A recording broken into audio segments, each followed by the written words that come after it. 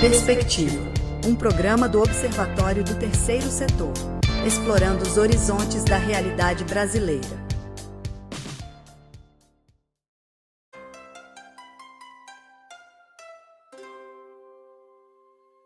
Olá, pessoal, eu sou a Erika Sais, a Kika, e a gente está começando mais um Perspectiva, não qualquer mais um, a gente está começando o primeiro episódio dessa segunda temporada. Esse programa que joga luz no papel das organizações da sociedade civil, das OSCs, das ONGs, como você preferir chamar, e a cada episódio a gente conversa com quem vive esse setor por dentro e conhece um pouco da história, dos desafios, das inspirações, das visões de futuro do nosso convidado ou da nossa convidada. No fundo, Perspectiva é um programa sobre o Brasil e sobre como a gente pode transformar a nossa sociedade e enfrentar os nossos desafios. No programa de hoje, a gente vai falar sobre equidade racial como estratégia de gestão e transformação.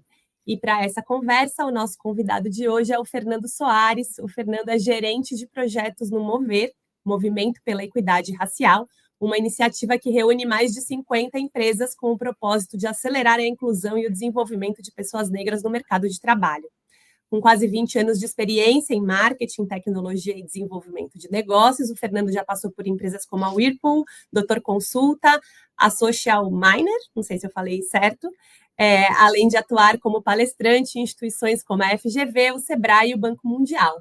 Ele se diz apaixonado por desenvolvimento humano e inclusão, e ele encontrou no Mover a realização do seu propósito de conectar pessoas a oportunidades e transformar a diversidade em estratégia de gestão e impacto social.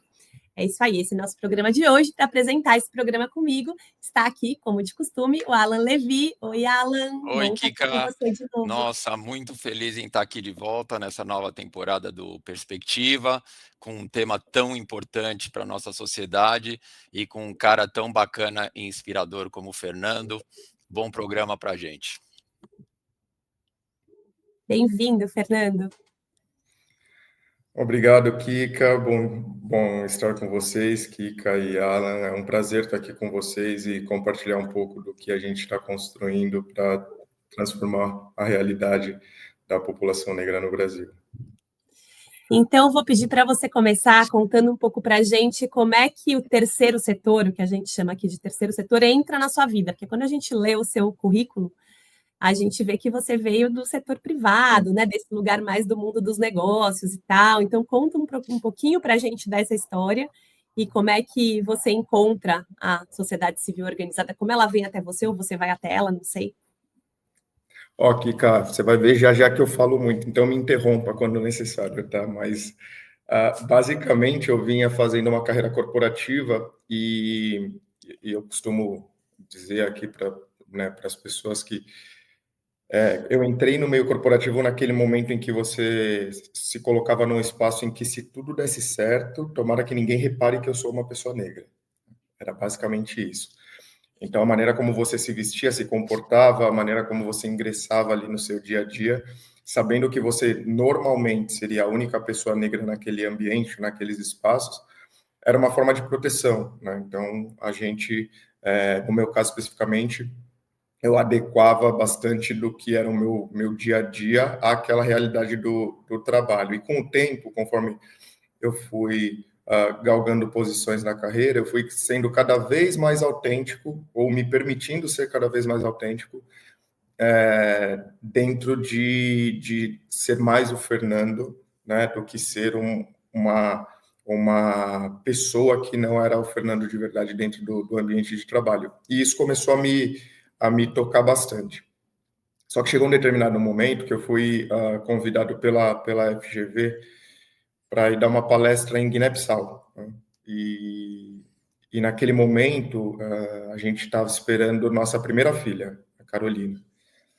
Então, já estava com aquele mix de emoções, né, de momento especial da vida. E quando eu cheguei em Guiné-Bissau, foi uma coisa muito disruptiva para mim, porque foi a primeira vez que eu estive num lugar em que, independente da classe social das pessoas, todas as pessoas eram negras, né? Então, a classe social não estava atrelada a um tom de pele. Você não conseguiria distinguir se uma pessoa, ou presumir que uma pessoa fizesse parte ou não daquela classe social ou intelectual ou qualquer que fosse, baseado na cor da pele. Isso me foi um choque muito grande, né?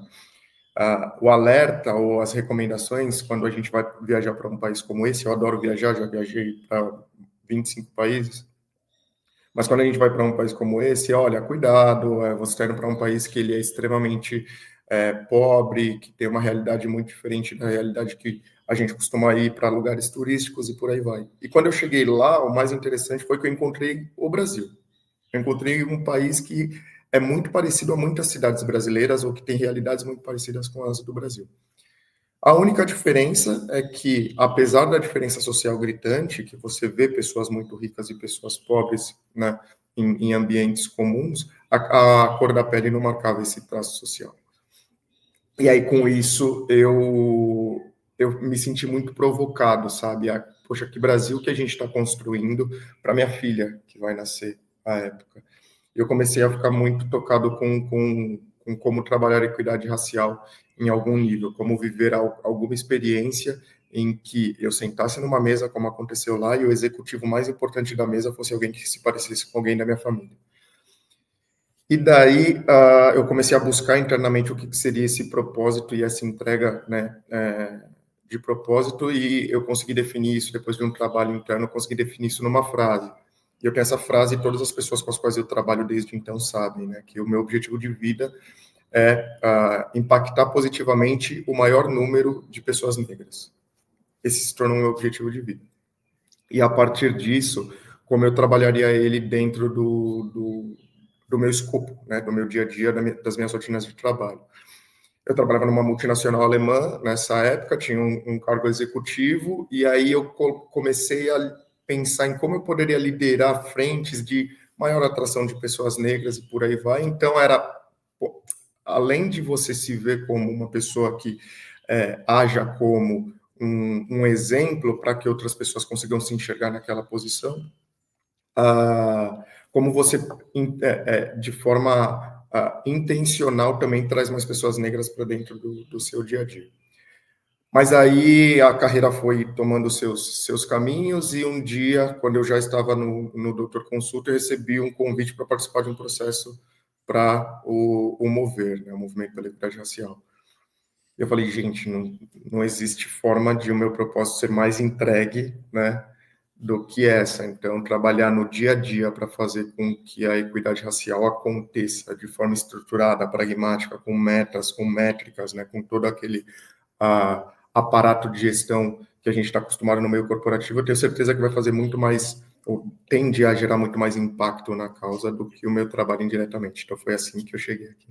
Que legal, né? Legal de escutar. Eu queria, já te passo, Alan, que eu já vi que você tem perguntinhas aí para fazer, mas eu queria, bom, primeiro eu dizer que quando eu te escutei falando de Guiné-Bissau, né, eu te entendo muito, claro, desde outro lugar, porque eu sou uma mulher branca, mas eu tive uma sensação muito parecida quando eu fui para Moçambique. Não conheço Guiné-Bissau, mas eu lembro quando eu fui para Moçambique, isso foi 2008, eu acho, que eu falei, nossa, ainda mais porque falam a mesma língua, Guiné-Bissau também, né? Então, quando você chega num país no meio da África, muito longe do seu país, né? Onde as pessoas estão falando a mesma língua que você, né? E esse lugar, né? De todas as pessoas, ou a imensa maioria das pessoas são pessoas negras. E essa outra relação, né?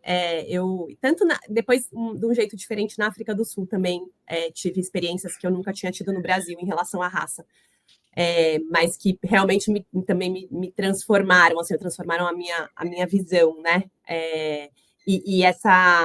Acho que enxergar essa possibilidade de como é possível construir diferentes sociedades, né? Em relação à raça, né? Em relação a tudo, mas estamos aqui falando de raça, então vou trazer para esse tema, né?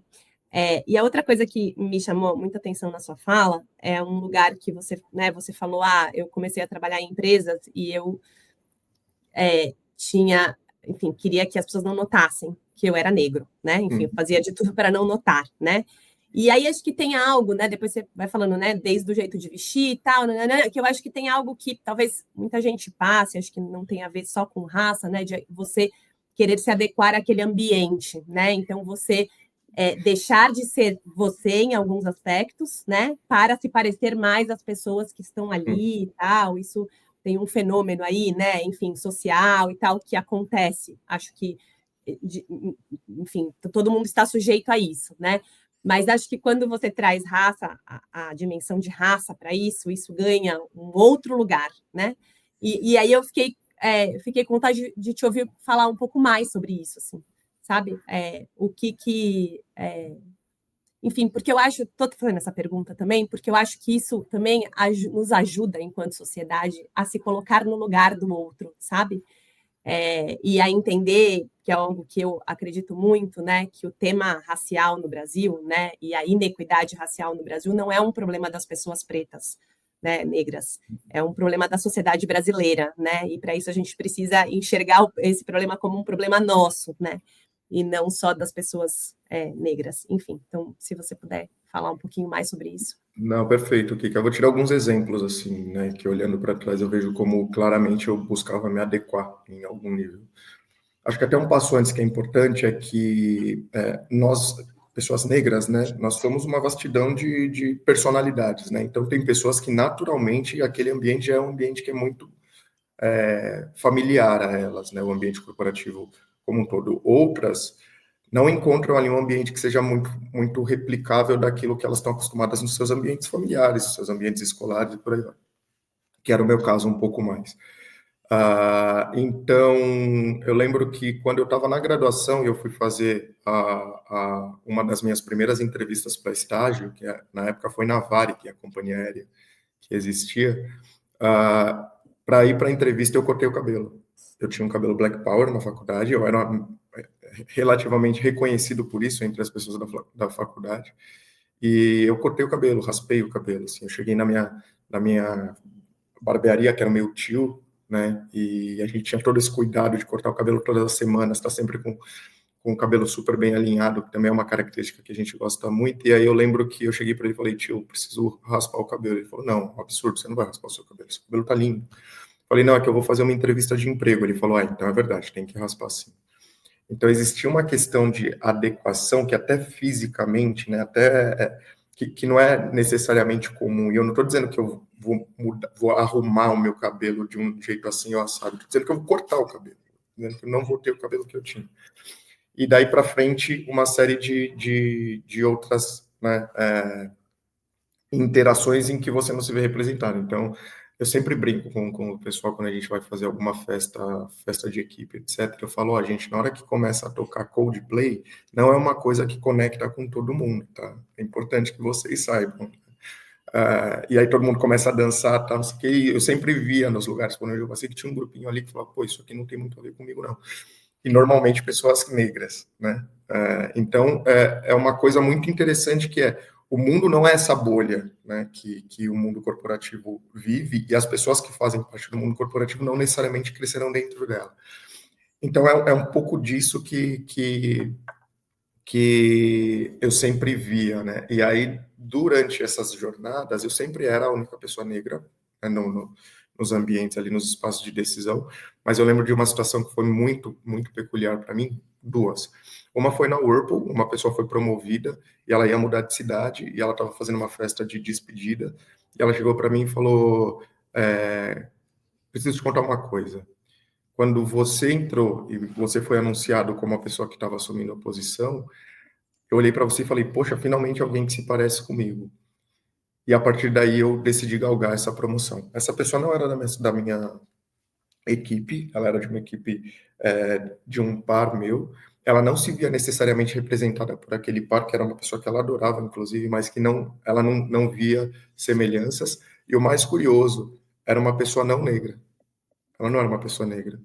Mas, ao ver a minha figura ali em algum nível, ela achou que aquilo conversasse mais com ela se ver representada dentro daquele espaço do que uma pessoa que tivesse o mesmo tom de pele que ela, falando especificamente do tom de pele. E teve uma segunda vez que, quando eu trabalhava nessa empresa alemã, a gente estava fazendo um almoço de equipe, alguma coisa, e aí o negócio que a gente trabalhava, ele era complexo de explicar, né? Marketing digital em um nível meio chato de explicar. E a gente sempre faz essa pergunta, pô, o que você contou para os seus pais quando você chegou em casa? A gente estava no almoço de equipe, batendo papo. E aí uma pessoa do time pegou e falou assim, a primeira coisa que eu contei para minha mãe quando eu cheguei em casa foi, você não vai acreditar, mãe, o diretor da área é negro. e era uma estagiária negra, e a mãe dela também uma pessoa negra, e a mãe dela falou, nossa, que legal, então tem espaço para você. Então, esse tipo de coisa que a gente não consegue pensar que impacta, né, no dia a dia das pessoas, e que ao não tê-lo, ou ao não tê-lo bem representado, a gente, de alguma forma, inibe ou exclui mais de 50% da população, que são pessoas talentosíssimas, mas que não necessariamente se veriam representadas ali para pensarem em como dar esses próximos passos e galgarem as posições onde seus talentos vão brilhar mais. Nossa.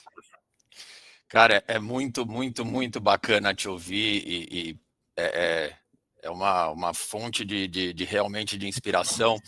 E eu queria voltar um pouco mais até com a sua missão, porque quando você começa a falar, dá vontade de puxar tantos ganchos. E um deles que você está falando muito, dá para ver que você é um cara que teve coragem, você tem presença, você quis se posicionar apesar das pressões, e você fala que você quer impactar. E a gente vê que tudo isso, você é um cara com essa postura, mas a gente depende muito de oportunidade, e você fala que você se encontrou na Mover, onde vocês estão dando essa oportunidade. Você consegue voltar um pouco mais? E como do nada você quis ir para o mundo corporativo? Porque depois do que você está lá, porque eu fico vendo que naquela época, então, era quase, não existe essa opção, como não tinha as Mover, né? Talvez naquela época, não tinham essas oportunidades, tanto para a faculdade como para o mundo corporativo. Eu queria te ouvir nesse antes, porque aí a gente vai inspirar mais pessoas que talvez não tenham essa coragem ainda que você tinha, e aí vão entender como galgar essa trajetória e onde você pode ser uma grande inspiração. Não, perfeito, Alan. Acho que, assim, é muito curioso, porque eu já trabalhei de um tudo nessa vida. Assim. E eu lembro que, quando eu estava no ensino médio, eu fui fazer técnico, eu fiz técnico em administração.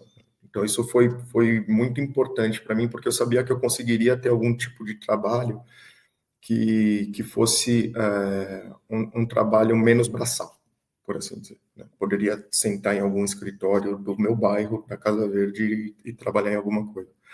Mas as oportunidades não apareciam. E aí eu fui trabalhar num posto de gasolina lavando carros, basicamente isso. Quando eu terminei o ensino médio, eu trabalhava num posto de gasolina lavando carros. E naquele momento, enquanto trabalhando ali, se eu conseguisse alcançar a posição de caixa de posto do noturno, para mim eu tinha zerado o game. Assim, olha, deu tudo muito certo, porque era a pessoa mais bem remunerada depois dos donos do posto, que era uma família. Né? Então, é como que você se molda aquilo que você está perto, no fim das contas. E aí um amigo meu que tinha feito técnico comigo, ele me ligou e falou, Fernando, estão distribuindo bolsas de estudos numa faculdade, vai lá, bora fazer a prova, que a gente era bom de prova, a gente vai conseguir. E foi assim que a gente foi. E não eram bolsas de estudos, a gente nem sabia muito bem o que era, mas era uma coisa assim, cara, tem uma oportunidade, vai lá. Né? E aí a gente fomos os dois, inclusive estudamos juntos no técnico e nos graduamos juntos, ele também tem uma carreira executiva muito interessante. Só que com isso, assim, quando eu entrei na faculdade, me abriu um outro mundo. E esse outro mundo me dava novas possibilidades, mas eu não conseguia entrar em lugar algum. Eu sempre tentava ali fazer processo de seleção, tudo nunca dava certo. E aí eu vou focar muito nessa coisa das oportunidades, viu, Alan? Esse é o objetivo mesmo. Eu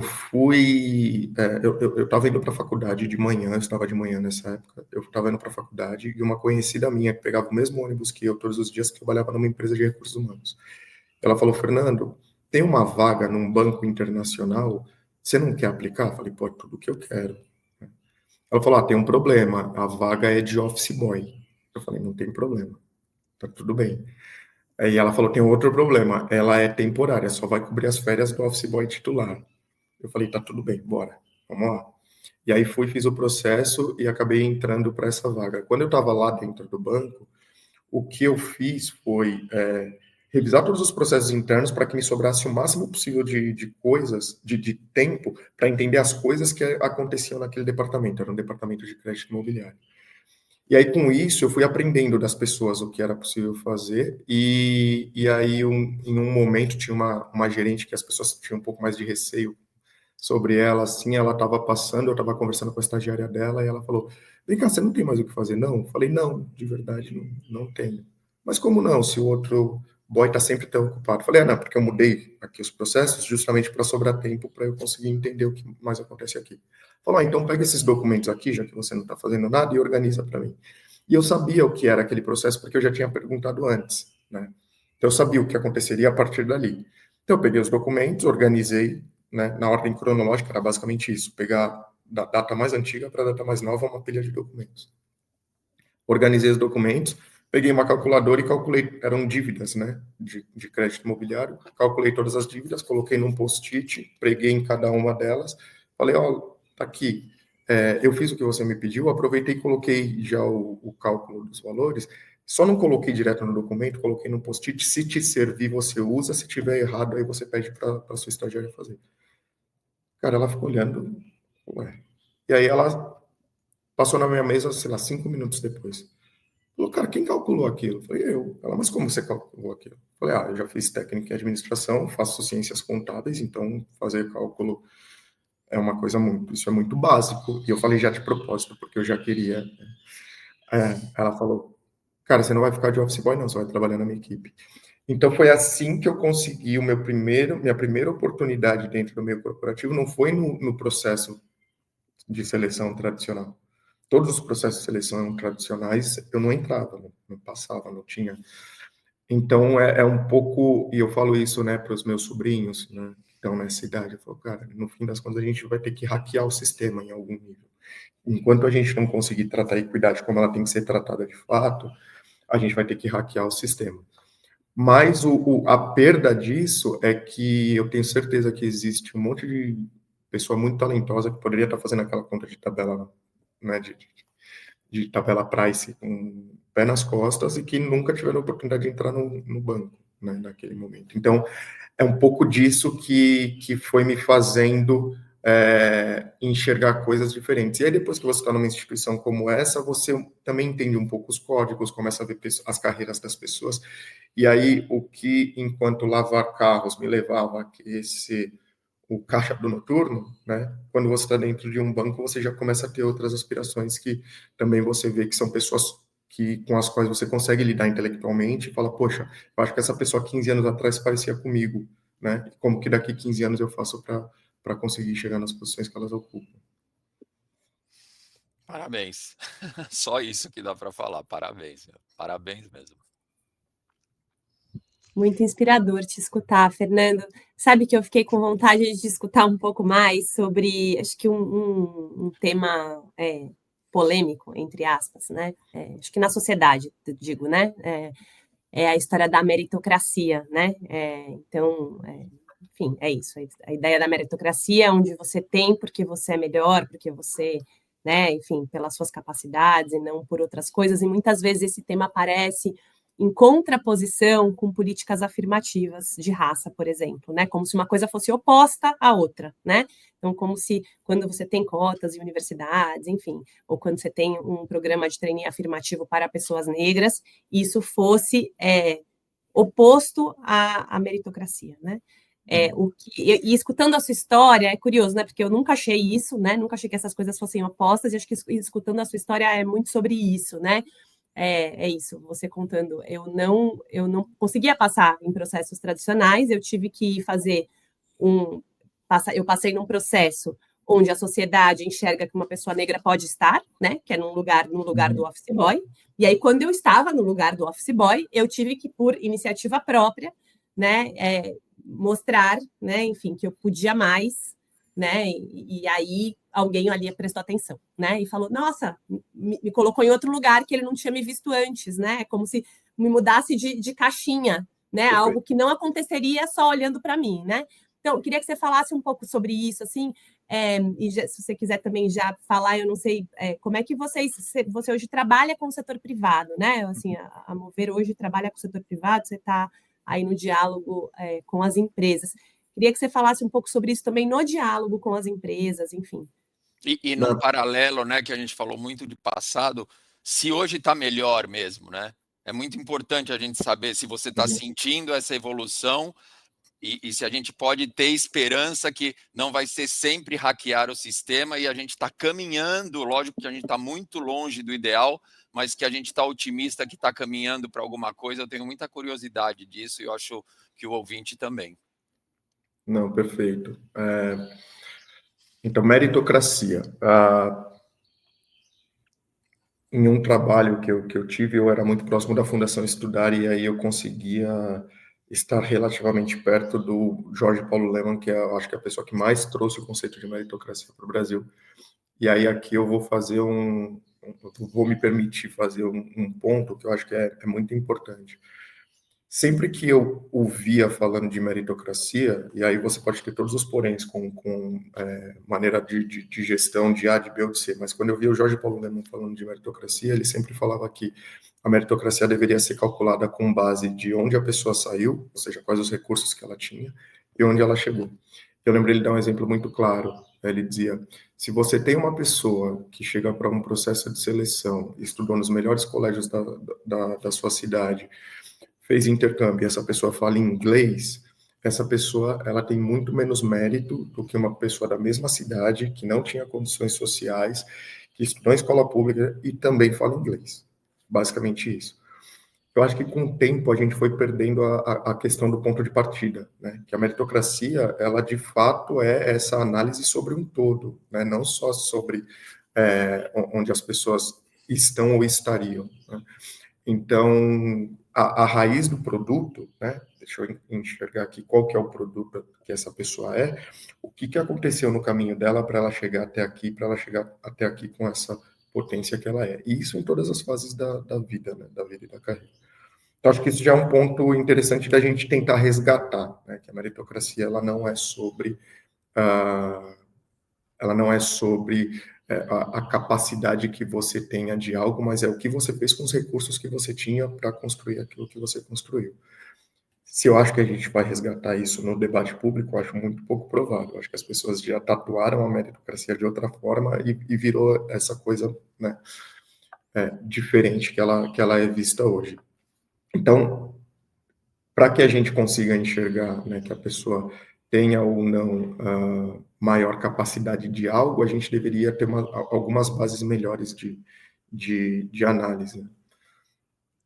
E aí, por outro lado, com relação à melhoria, eu acho que sim, Alan, eu sou um pouco otimista, inclusive, com relação ao futuro, mas eu acho que a gente já caminhou muito perto do cenário que eu encontrei e eu sou prévio à política de cotas.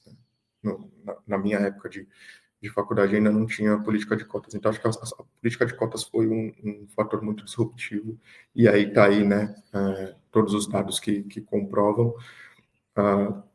Então faz muita diferença, de fato, quando a gente olha para um ambiente universitário de 15, 20 anos atrás, um ambiente universitário hoje, e ver quem são as pessoas que estão representadas, né? Então faz muita diferença em todos os níveis, mesmo porque a pessoa não negra que sempre esteve naquele ambiente com outras pessoas não negras, ela olhava para o lado e ela reforçava quem são as pessoas que têm que estar nos lugares A, B e C, né? E quem são as pessoas que têm que estar nos lugares como office boy, como porteiro, como, com todo respeito, né, a todas as profissões, mas que tem que estar nas posições que não foram as profissões que se formaram naquelas universidades, no fim das contas. Então, acho que tem uma evolução muito positiva quanto à formação das pessoas.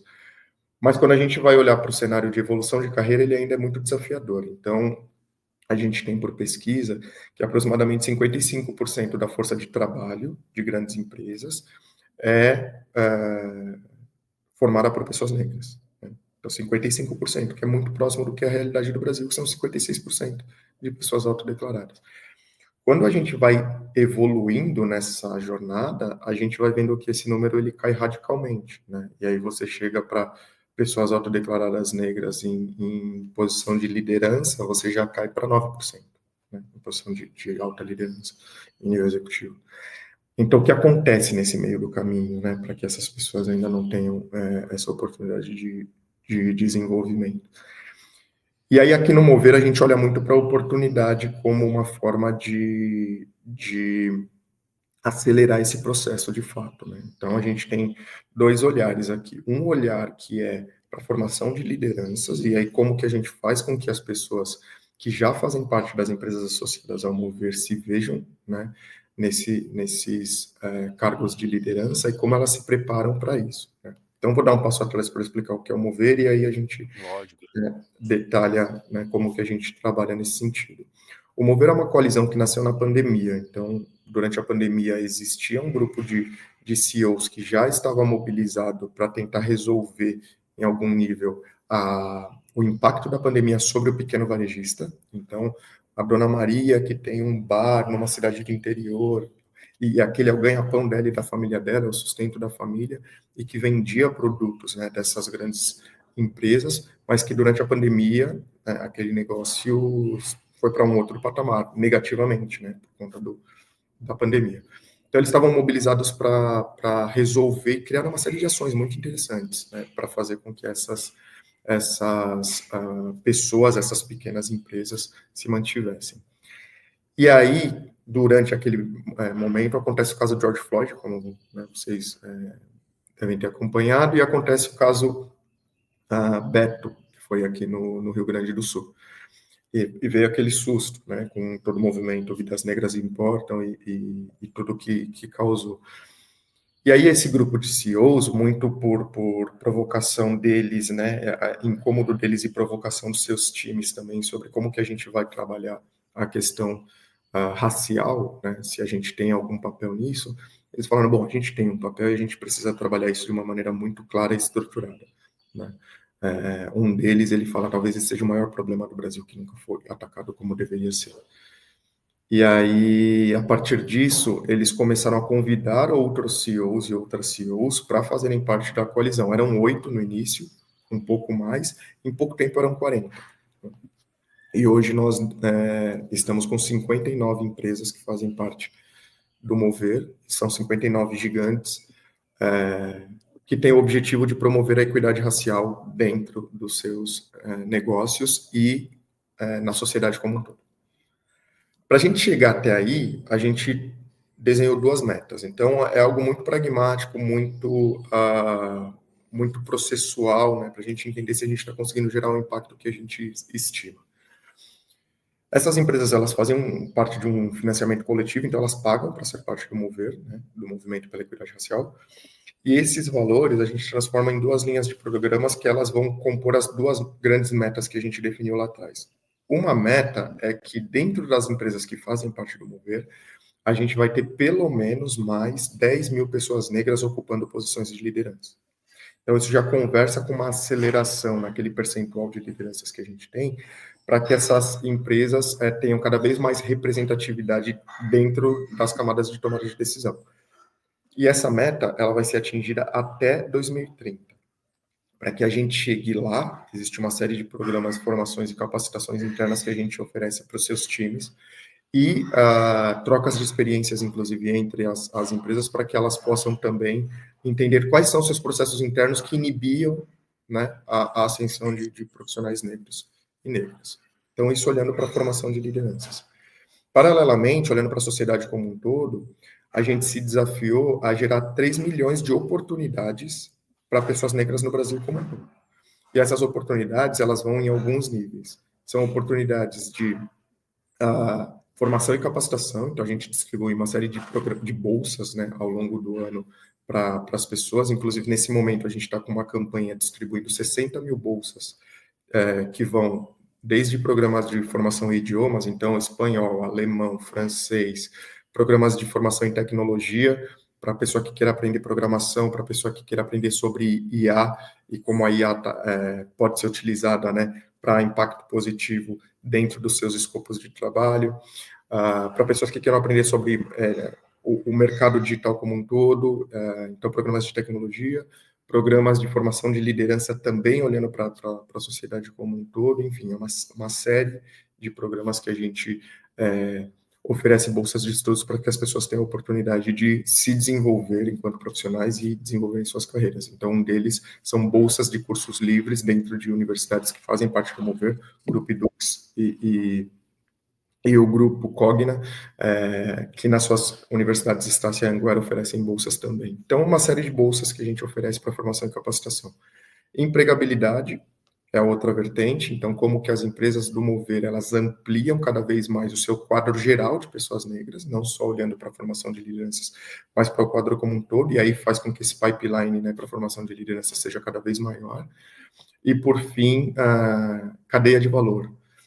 Como que todas essas empresas que são grandes compradoras do mercado, elas conseguem também impactar o mercado empreendedor negro, elas conseguem, de forma intencional, levar a produtos e serviços de pessoas negras para dentro das suas organizações. Então, basicamente, é isso que a gente faz. Então, para que isso aconteça, a gente tem uma série de ações, né, que vão acontecendo ao longo dos anos, com planejamento e aferição de resultados, para que isso chegue à sociedade. Então, já deixo até o convite aqui.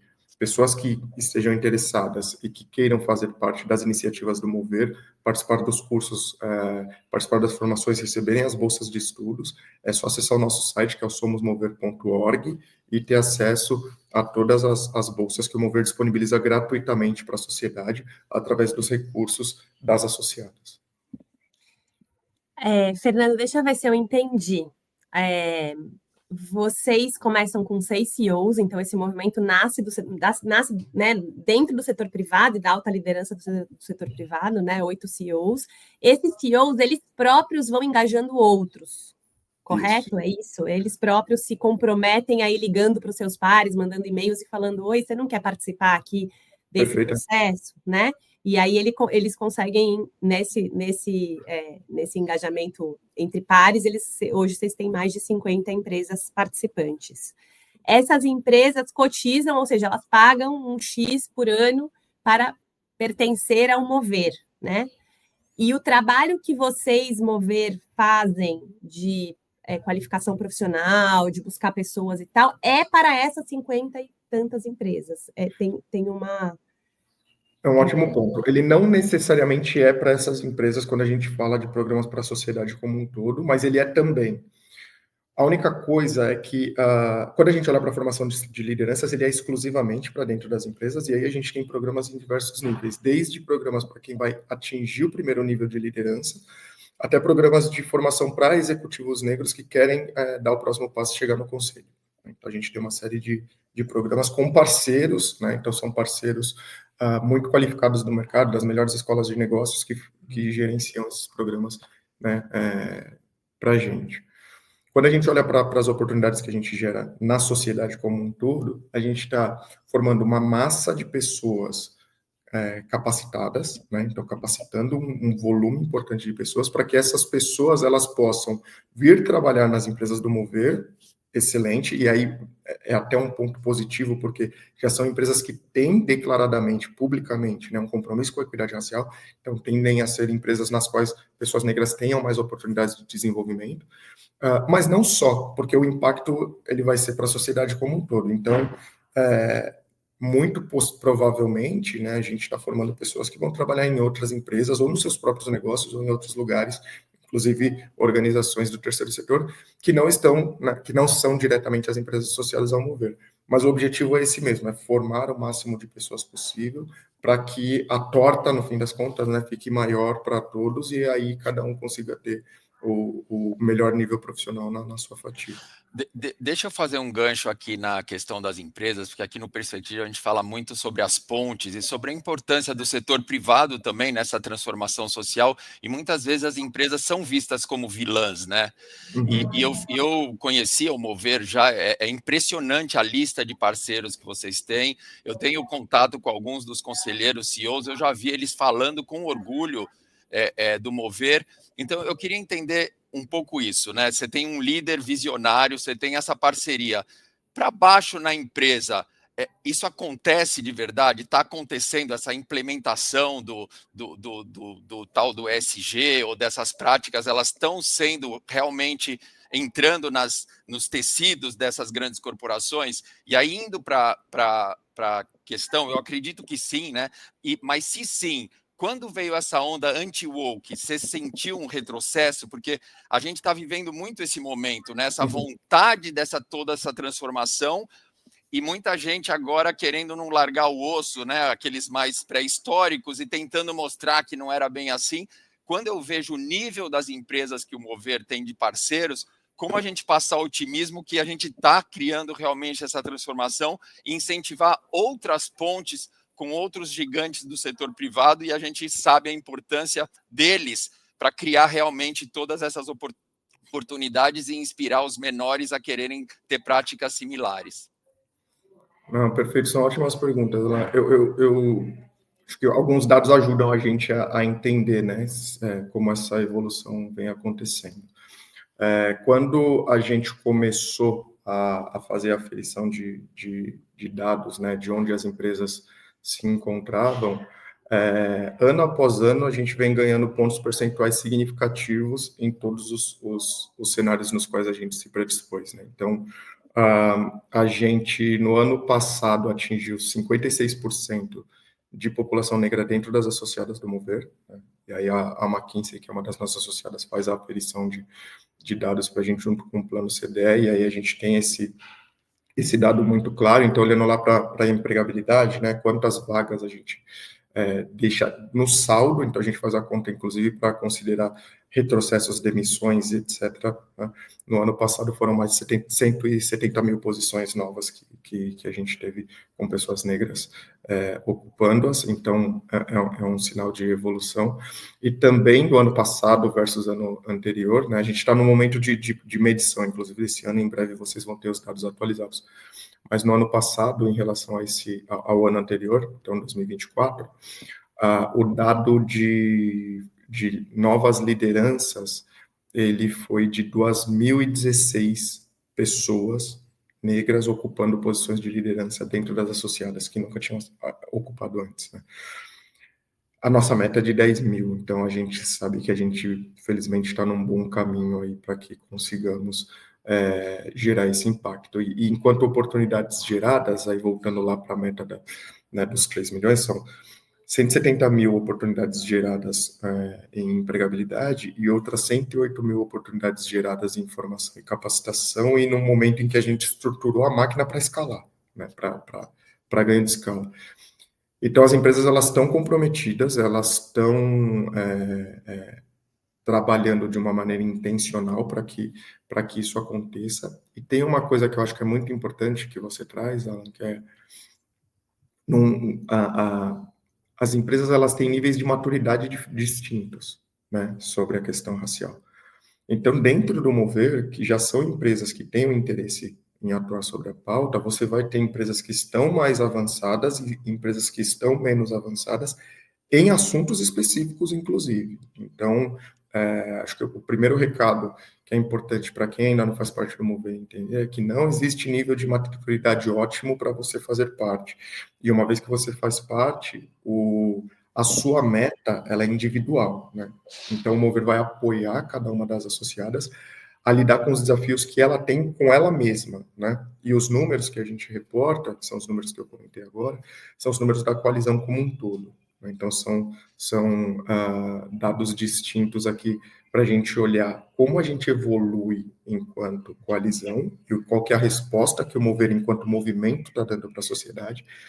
E, por outro lado, com cada uma das empresas, a gente consegue apoiá-las a como lidar com cada um dos seus desafios internos, né? Em formação de lideranças, em capacitação de pessoas no primeiro nível, ou em formação de executivos negros e por aí vai. Então,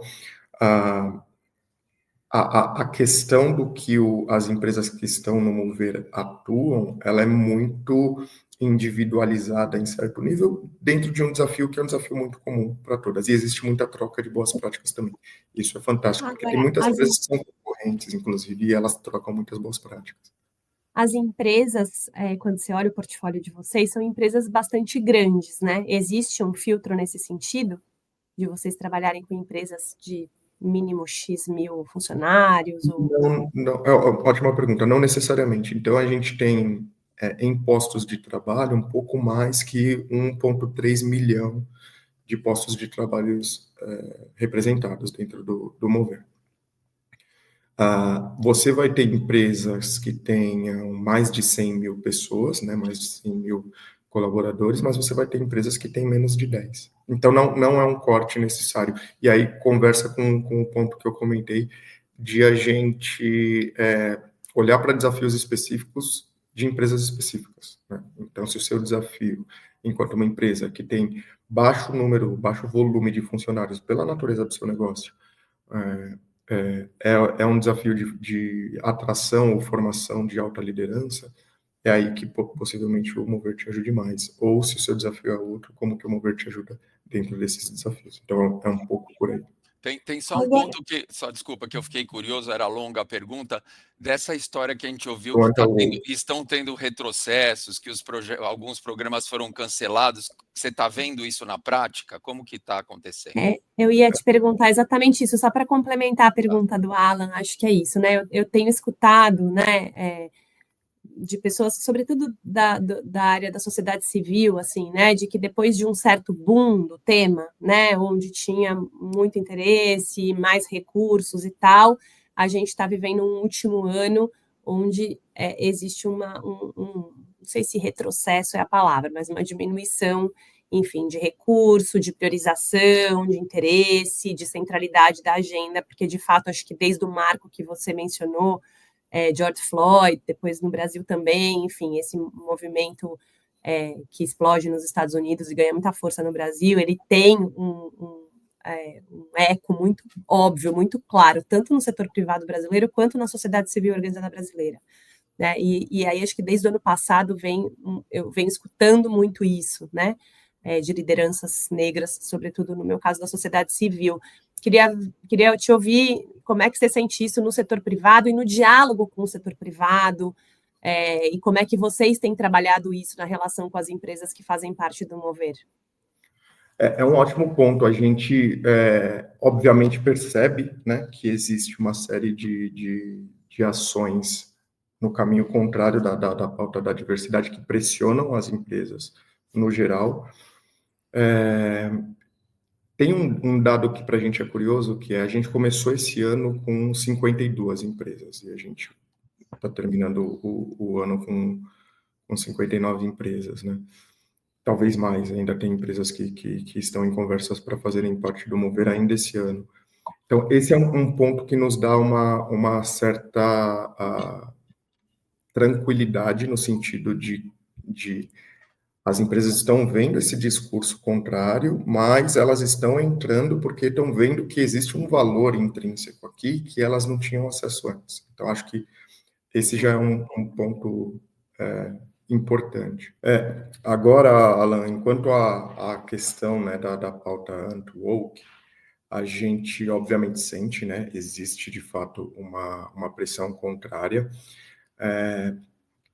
e aí eu vou colocar aqui em duas vias, tá? Acho que são pontos importantes. No caso do Mover, especificamente, a gente começou o ano com 52 associadas e a gente está chegando a 59 com algumas outras associadas, algumas outras organizações que estão em conversas para fazerem parte do Mover. Então, nesse sentido, a gente sente menos, né? Agora, tem alguns fatores que eu acho que são importantes. Em alguns casos, empresas deixaram de falar abertamente sobre a questão da equidade racial sem que deixassem de fazer as ações de equidade racial. Então, acho que existe um fator importante para a gente acompanhar, e isso vai ser nos próximos meses, anos, de entendimento sobre como a pauta vai evoluir de fato. Por outro lado, você tem o efeito desver, né, que eu sempre gosto de ressaltar. Uma vez que você trouxe uma série de pessoas negras para dentro da sua empresa e você viu o talento que você desperdiçou ao longo de anos, porque os seus processos seletivos não conversavam com a atração desse público, agora fica difícil desver, né? Então, acho que os times internos e os times de recrutamento e seleção também já estão um pouco mais familiarizados a encontrarem pessoas negras sentadas na cadeira ali de seleção, com potencial, né, olhando-as com potencial de ingresso dentro da companhia, e as equipes internas também olhando para essas pessoas evoluírem nas carreiras. Então, eu acho que existe um pedaço importante, que é o que eu não posso fazer publicamente, devido a uma grande pressão que existe, especificamente de retaliações potenciais, né? Isso é uma coisa. E a outra coisa é o que eu faço internamente para, de fato, ter o benefício que a diversidade me trouxe, né? Agora está visto. Eu sei que eu consigo ter mais criatividade, mais sentimento de pertencimento, uma cultura mais ampla e mais forte dentro da minha organização, quando eu consigo representar o Brasil de fato dentro dela. Eu acho que esse foi o grande aprendizado ao longo desse tempo. Assim, as empresas começaram a aprender que o Brasil é muito mais plural do que aquilo que a gente costumava ver nas cadeiras corporativas. E aí eu vou dar um dado muito simples. Menos de 5% das pessoas no Brasil falam qualquer nível de inglês. Qualquer. Não estou dizendo de fluência. Quando a gente vai falar para fluência, é 1%. Esse dado é do estudo que a EF Education First ela faz todos os anos, né, de nível de fluência em idiomas nos países ao redor do mundo. Quando a gente colocava um processo de seleção em que um dos primeiros critérios era inglês, a gente estava automaticamente excluindo 95% da população. E a gente sabe quem eram esses 95%, ou qual a maior parte das pessoas que estão dentro desses 95%. Essas coisas, eu não sei se eu estou sendo otimista, mas eu acho que não voltam mais.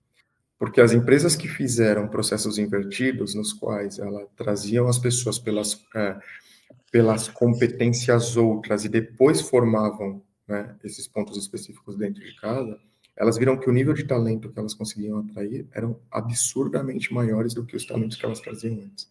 Então, esse tipo de formação já está aí, e aí eu acredito que seja difícil a gente retroceder. Em outros aspectos, a gente...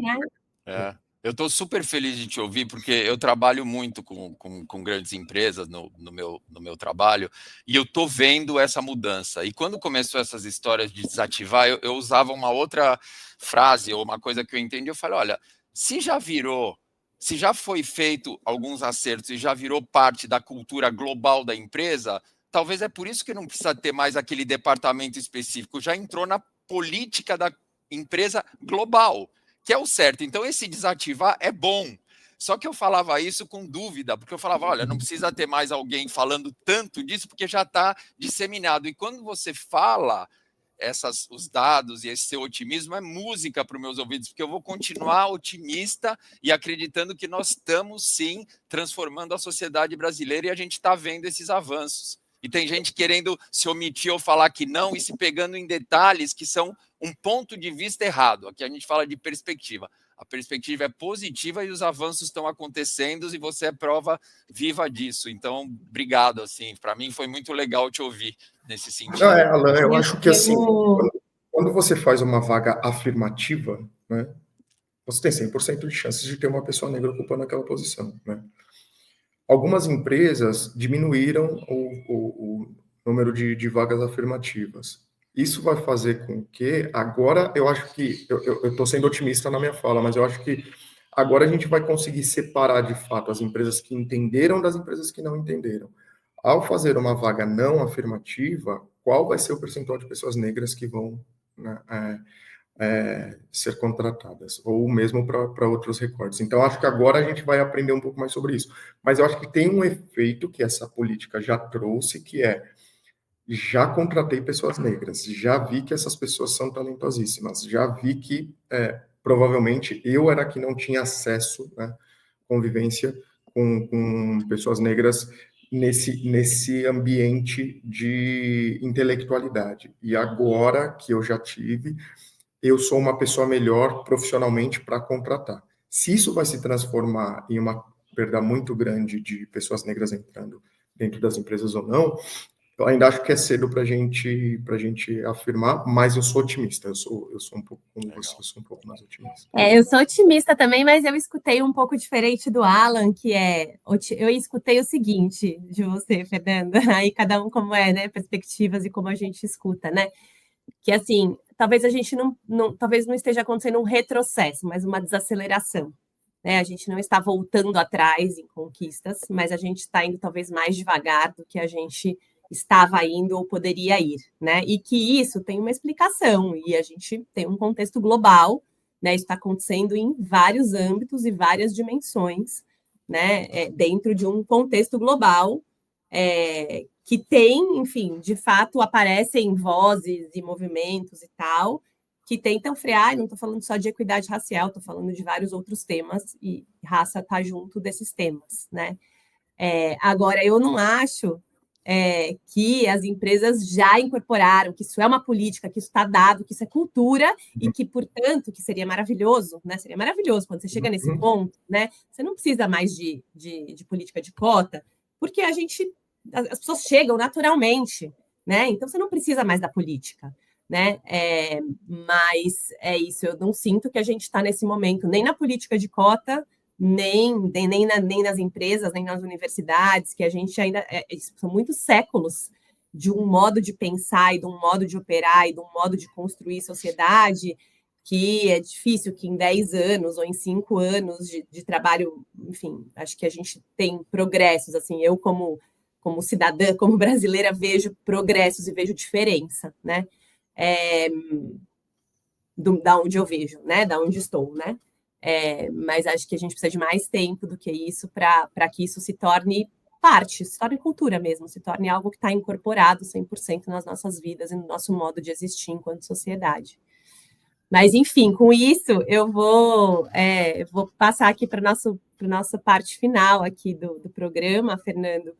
E aí, queria te convidar para deixar uma mensagem para lideranças empresariais. O que você diria para as lideranças empresariais? Que convite você faria? Ou que provocações, ou que reflexões você convidaria essas lideranças a prestarem atenção, a fazerem?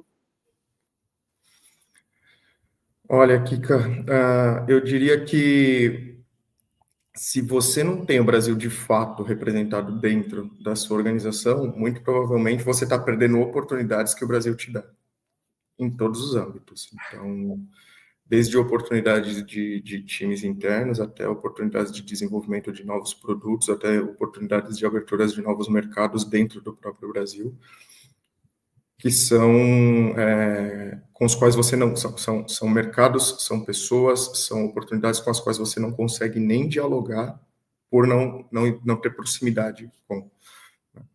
Então, quando você olha para a pauta racial, não a veja apenas como a questão social, que é absurdamente importante, mas veja também como o impacto no negócio que te gera. Né? E é um impacto que, para empresas que atuam no Brasil, essa mensuração a gente ainda vai falar sobre ela, mas é algo que é novo, é recente e é algo que tem sido disruptivo. A gente tem casos de empresas que lançaram produtos absurdamente rentáveis, viraram cases globais dentro de suas organizações, pelo fato de conseguir trabalhar a equidade racial dentro das suas organizações e olhar para isso de forma estratégica. Então, é como a gente consegue olhar para a questão racial, fazendo um teste de pescoço, olha para o seu corpo diretivo, faz o teste de pescoço, vê se o Brasil ali está de fato representado, e em não estando, como você vai fazer para que nos próximos 5, 10, 15 anos você possa chegar mais perto desse Brasil. E uma vez que você esteja perto desse Brasil, eu não tenho a menor dúvida de que a sua empresa vai ser muito mais rentável e a sociedade vai ser muito mais beneficiada por isso. E que mito que a gente precisa desconstruir ou desacreditar para que isso que você traz, né, tanto de oportunidades de negócios como uma sociedade mais justa e que a pluralidade e a diversidade do Brasil as empresas sejam reflexo disso, que mito a gente precisa desconstruir enquanto sociedade? O primeiro de todos é da democracia racial. Então, eu fico sempre questionando como pessoas com uma capacidade analítica tão grande dentro dos seus espaços de trabalho conseguem analisar as questões do trabalho, mas não conseguem analisar as questões históricas com esse mesmo grau ou com esse mesmo rigor analítico, né? E aí a gente coloca a não equidade racial que a gente tem no Brasil em fatores que não necessariamente têm a ver com aquilo que a gente consegue gerenciar, né? E sim, a gente consegue gerenciar e a gente consegue fazer essa virada de chave muito rápido, inclusive. Se a carreira de uma pessoa vai durar ali 30, 40 anos, a gente tem, né, agora a gente está colocando uma parte muito significativa da geração de trabalhadores dentro do ambiente de trabalho para fazer com que ele seja mais plural.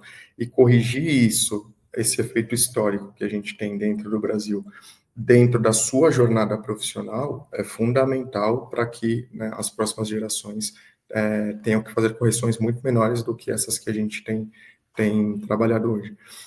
Então, eu diria que entender o que é a história do Brasil de fato e como esse Brasil conversa com aquilo que a gente tem de potência, como essa potência pode integrar o seu negócio, e uma vez que essa potência esteja dentro do seu negócio, é só dar pista que eles vão brilhar. E para terminar, queria que você compartilhasse alguma coisa que tenha te inspirado na sua trajetória. Pode ser uma frase, pode ser uma música, pode ser uma pessoa, pode ser uma história. Olha, tem muitas coisas que me inspiraram. Mas eu vou dizer uma situação que ela foi uma virada de chave para mim. Vou voltar a Guiné-Bissau. Quando a gente estava se preparando para a viagem, né, o corpo de gestão da GV fez uma série de recomendações sobre uma reunião. Nessa reunião, não faltem, não se atrasem, não... Tinha uma série de cuidados ali, aquela era a reunião mais importante que a gente ia fazer.